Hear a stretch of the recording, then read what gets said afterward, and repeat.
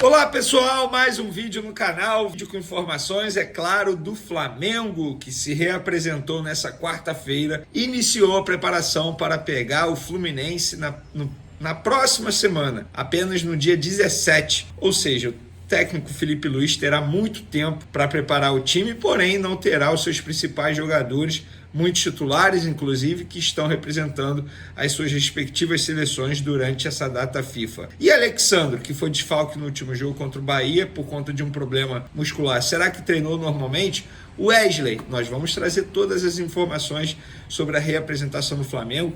Tem também conselheiro famoso que já foi candidato a presidente do Flamengo, cometendo atos homofóbicos e também ataques a Zico. Pois é, o maior ídolo da história do Flamengo foi atacado por esse conselheiro, a gente vai falar com vocês. Tem também informações do Corinthians e a possível ou não possibilidade, digamos assim, da compra do goleiro Hugo Souza junto ao Flamengo. A gente já vai explicar essa situação. Informação sobre a renovação de contrato de Gabigol, assunto que voltou à tona aí nos últimos dias.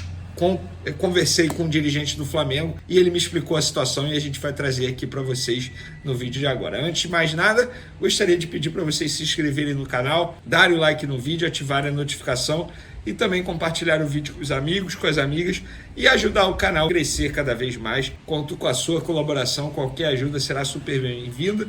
Se quiser ajudar de maneira financeira, tem um Pix aí na descrição. Vamos lá, pessoal. O conselheiro peruano, famoso peruano, vocês obviamente já ouviram falar sobre esse conselheiro, já foi candidato a presidente do Flamengo. Ele atualmente apoia a chapa do Rodrigo Duche, que é a chapa da situação, que também é apoiado por Rodolfo Landim. Ele fez ataques homofóbicos em um áudio ao candidato BAP, que inclusive eu fiz uma live com ele aqui. Quem não teve a oportunidade de assistir, live muito boa, ele tirou muitas dúvidas, falou sobre a pretensão dele caso ele vença o pleito em dezembro. 1h15 de conversa, eu particularmente gostei bastante da entrevista. E o peruano fez ataques homofóbicos ao BAP e fez críticas a Zico. Zico, que está apoiando o BAP, maior ídolo da história do Flamengo. O Zico deu uma entrevista aí recentemente ao site Metrópolis, dizendo que não confia nas pessoas envolvidas no projeto do estádio do Flamengo. Ele não citou nomes, mas leia-se, obviamente, pessoas da atual gestão, como Rodolfo Landim, Rodrigo Duns. E o peruano, nada mais, nada menos, cometeu um crime, né? Ataque homofóbico é crime, gente. Hoje em dia é crime, tá? Isso é errado, não é normal. Não adianta você achar normal, porque não é normal. Nós precisamos evoluir e não dá para você criticar o Zico, com todo respeito ao peruano. Mas quem é o peruano ao lado do Zico na história do Flamengo? Ninguém. O Zico é o Zico. É o Zico, ponto final. Então vamos parar de normalizar esse tipo de situação. Não podemos normalizar. Lembrando que a chapa do Rodrigo Duche, que tem o apoio do peruano, emitiu um comunicado para repudiar também esse tipo de atitude. E recentemente, mudando de assunto aqui, Bruno Spindel fez críticas a clubes que estão gastando horrores para poder contratar jogadores e que atrasam pagamentos a empresário, a clubes que contratam, enfim. E ele não citou o nome de clubes, mas foi de uma certa forma uma indireta para Botafogo, Corinthians. E hoje eu trouxe uma notícia que exemplifica muito bem isso que o Bruno Spindel quis dizer. Eu publiquei lá nas minhas redes sociais, inclusive o Twitter voltou! Ufa, já não era hora. Quem não me segue ainda no Twitter, é só me seguir lá, @VneiCasagrande, publico tudo primeiro lá. Também no meu Instagram, @VneiCasagrande. Então podem me seguir nas outras redes sociais. E nessas redes sociais eu publiquei o seguinte: o América Mineiro notificou o Botafogo por atraso de pagamento pela compra do atacante Carlos Alberto. O valor de $70 mil, uma parcela de $70 mil, deveria ser quitada até o dia 10 de setembro, ou seja, um mês, né?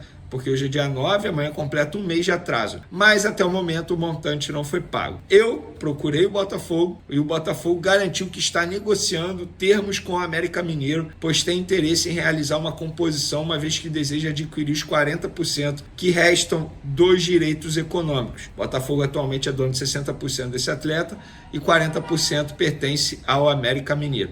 Ainda de acordo com a nota do Alvinegro, o atleta é muito valorizado e importante para o projeto da Eagle, que é a empresa do John Textor. Independentemente se você quer comprar ou não os demais direitos, você não pode atrasar um compromisso financeiro. A verdade é essa. Imagina, eu atraso, sei lá, deixa eu dar um exemplo aqui. Eu atraso o pagamento da parcela do meu celular. Aí eu viro para a operadora e falo assim, não, olha só, eu estou atrasando porque eu pretendo comprar um outro celular. É por isso que eu estou atrasando. E aí a gente vai conversar sobre os termos. Gente, não é assim, compromisso é compromisso. Independentemente do valor, que é, entre aspas, irrisório, 70 mil dólares dá em torno de 350 mil reais, isso é irrisório para o John Texel, a verdade é essa.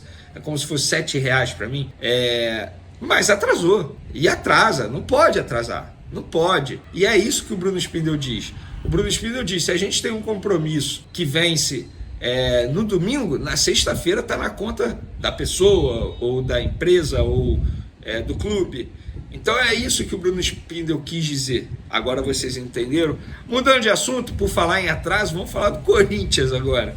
O Corinthians poderá efetuar a opção de compra de Hugo Souza junto ao Flamengo a partir dessa quinta-feira, dia 10 de outubro. O valor da opção de compra é de 800 mil euros, tá? Por 60% dos direitos econômicos de Hugo Souza e o Flamengo mantendo, portanto, 40%. A forma de pagamento em contrato, valor à vista, ou o Corinthians parcelando, mas dando uma garantia bancária que o Flamengo aceite, tá?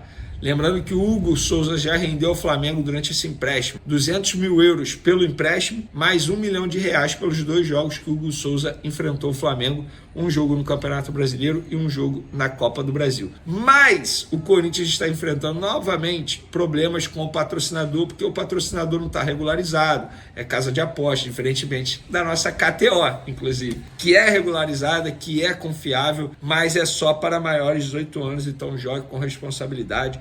O link está aí na descrição se você quiser. O Corinthians, além de estar enfrentando problema com essa patrocinadora, que inclusive é responsável pelo pagamento do salário do Memphis Depay, ainda foi condenado a pagar 33 milhões de reais ao empresário de futebol Carlos Leite por várias negociações envolvidas com vários jogadores, Cássio, Fagner, enfim, vários outros jogadores. Então o Corinthians vive uma dificuldade financeira e vai ter a partir dessa quinta-feira a possibilidade de comprar o Hugo Souza. Se vai comprar, só o tempo dirá. Se não comprar, no dia 20, se o Hugo Souza enfrentar o Flamengo, mais 500 mil reais, perdão galera, mais 500 mil reais na conta do Flamengo. Vamos falar da reapresentação do Flamengo nessa quarta-feira.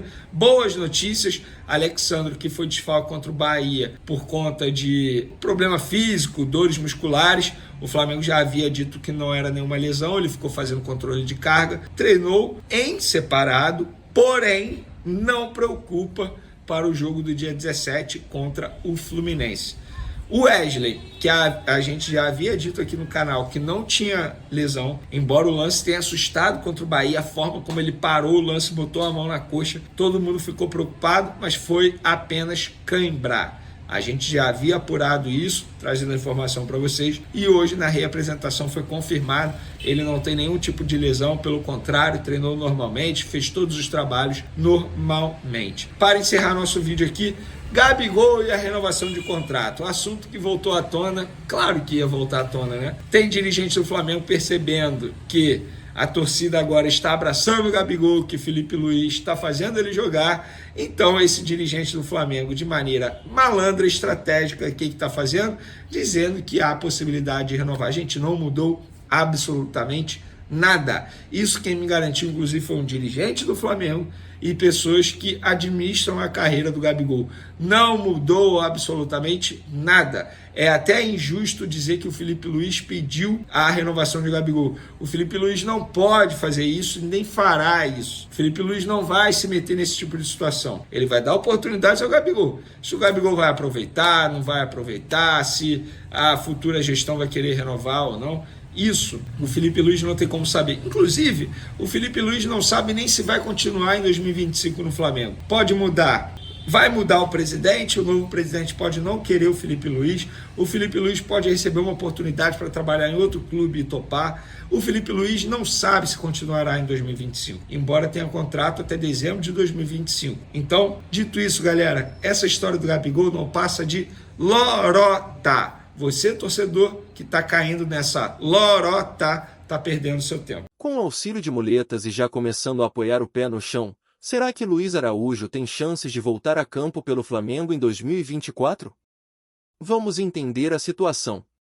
O jogador ainda está dentro do período crítico de 6 semanas pós-lesão, onde só realiza tratamentos fisioterápicos sem qualquer tipo de impacto. A lesão que afastou o atleta foi grave, envolvendo a cartilagem do joelho direito, o que o mantém longe dos gramados, com retorno previsto apenas para o final de novembro, caso tudo corra bem. Ou seja, sua participação no Campeonato Brasileiro seria limitada às últimas rodadas, na melhor das hipóteses.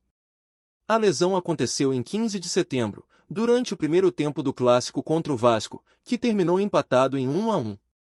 Após passar por cirurgia, Luiz Araújo iniciou a fase de reabilitação com fisioterapia intensa e sem impacto, ficando afastado de qualquer atividade física mais exigente. Recentemente, ele começou a dar os primeiros passos com a ajuda de muletas, o que no campo médico indica que entrou na fase de recuperação meia carga. No entanto, ainda há um longo caminho até que ele possa retomar o ritmo de treinos e atividades em campo. Os próximos passos envolvem trabalhos internos e recondicionamento físico no gramado, uma fase essencial para garantir que ele volte 100%. Embora o clube reconheça a dedicação e rápida evolução de Luiz Araújo em sua recuperação, há um ceticismo entre os médicos e a comissão técnica sobre a possibilidade de utilizá-lo ainda nesta temporada. Isso porque, mesmo se liberado em novembro, ele enfrentará a falta de ritmo de jogo e, com o Flamengo possivelmente disputando o título, é provável que o treinador opte por jogadores que estejam em melhores condições físicas.